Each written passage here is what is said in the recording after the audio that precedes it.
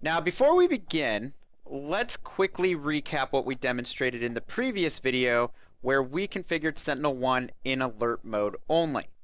In that video, we demonstrated the forensics capabilities that are available when Sentinel-1 detects any malicious activity.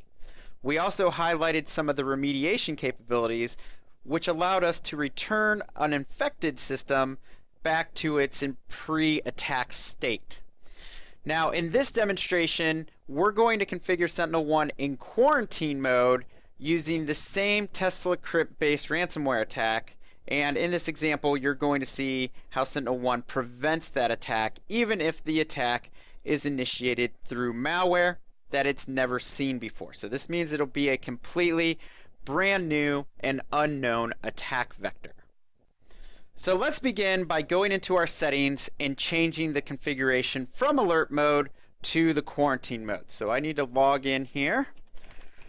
And just so you guys know, I am on a virtual machine right now. So this machine is going to be the one I'm going to infect, and then because of the settings that I'm going to make a change here, I'm going to need to jump out of this machine. So you're going to see that as well. Now, the first thing we have here is our actions. We have the alert, we have kill, we have quarantine. We're going to move this over to the quarantine mode. And what's going to happen here is that when Sentinel-1 detects any malicious activity, it's going to immediately alert you to that detection. It's going to kill all the malicious processes that it finds, and then it's also going to quarantine any malicious files that are local on that machine. Now, we're also going to configure down here the autoimmune and disconnect from network. What these will do is the autoimmune will allow us to go through and we'll be able to share that we're going to have Sentinel-1 automatically sign this brand new threat, and it passes it out to all the other clients. That way it's autoimmune on all of our other machines. And the disconnect from network is going to prevent the spread of this virus or malware laterally, as well as stopping any exfiltration that might happen on this machine. So we're going to go ahead and go with these settings. We're going to save this. And what we're going to do now is we're going to change our Tesla crypt file so we can infect this machine. So when I make the adjustment to this Tesla crypt file, it's going to be a brand new form of ransomware in the eyes of any traditional antivirus that happens to be out there, because they use signatures, and this is going to have a brand new hash, and so there's no signatures made for this file, so your different companies out there will not see it. So we're going to create this as an executable. And then what I'm going to do here is go into my command prompt, go to the desktop, and now what I'm going to do is I'm going to echo in, we're going to say malware 2468, and we're going to put it into our file.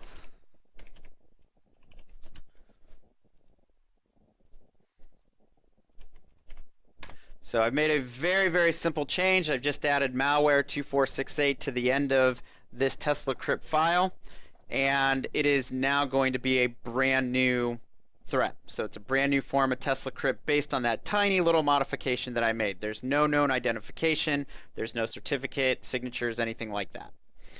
So we'll go ahead and we'll close this, and then what I'm going to do is I want to open up my pictures. So in the last video when we did this, we were in alert mode only, and this would allow the attack to run all the way through, and it infected our machine, it encrypted all the files, and then told us if we wanted to get our files back, we'd have to pay them and follow those steps. What you're going to see here is going to be the first few steps are going to be the same. It's going to, when I run the file, it's going to delete itself, and then we're going to see the Sentinel-1 alert pop up, but beyond that, Sentinel-1's going to stop any further movement of that attack. It's going to disable us from getting online, and it'll quarantine any files that happen to be changed. Also, because it stops, you're going to see that these picture files, nothing's going to happen with them. They're going to be completely fine, and they will not be encrypted. So here I'm going to run my file. So I'm going to go ahead and run it. There you can see it's been deleted.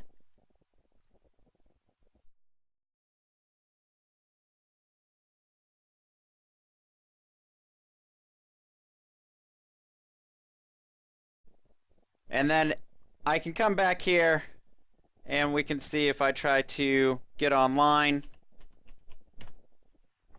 I am unable to access the network. And that is because Sentinel-1 has disabled me from the network, is disconnect from network. That is our containment option. So now what I'm going to be doing is I'm going to move back to my main machine and I'm going to log in to the Sentinel-1 management portal. And your management portal, this can be the console, this can be deployed in the cloud, or you can even have an on-premise system. So you can do that either way. Now, remember, when I made the modification to this file, this is a brand new Tesla crypt. So we're going to show you here. When I go under my analyze, my latest threat here, you can see that there's no cloud validation. There's an NA here, and it returned to NA because none of the existing AV vendors out there have seen this threat yet, so there are no signatures for this. You also see the same level of information that we had about this malware that we also saw in the previous video. So we have the file and the path where it was run from, the machine it was run on, when it got identified, when it was reported, and how many times we've seen it on the network. And what this means is that we have a really small network, so this is the first machine that we've saw this attack on. But in a much larger environment, you could have a few machines that end up getting infected at that time. Now, when we go through our additional data, we still have that endpoint network. We can see we only had the one connection. We didn't see the multiple connections like we did in our alert mode. And our attack overview is much, much smaller than we had in our alert mode. Our alert mode had over 200 events. You can see we have 91, and we have files that were changed, how many network connections, registry changes, processes that were used, etc. And then we can also go into our attack storyline, which allows us to see exactly what has happened.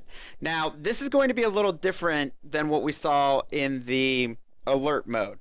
And that's because in this case, what happened is Sentinel-1, we configured it in quarantine mode, and it stopped the attack before it could achieve its objective. And in the previous video, we had the alert mode, which would allow that task to go all the way through and encrypted our machine.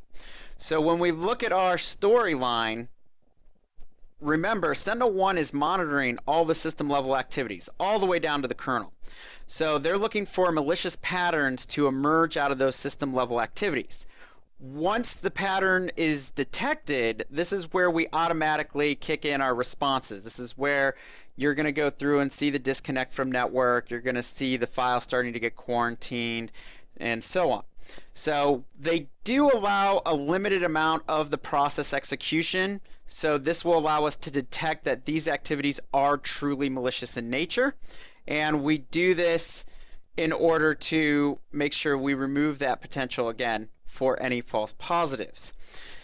Now, once we do have that detection detected, or once we have that detection, we are going to go through and have automated responses of kill, quarantine. We'll be able to remove it from the network, and we can have the auto immunization.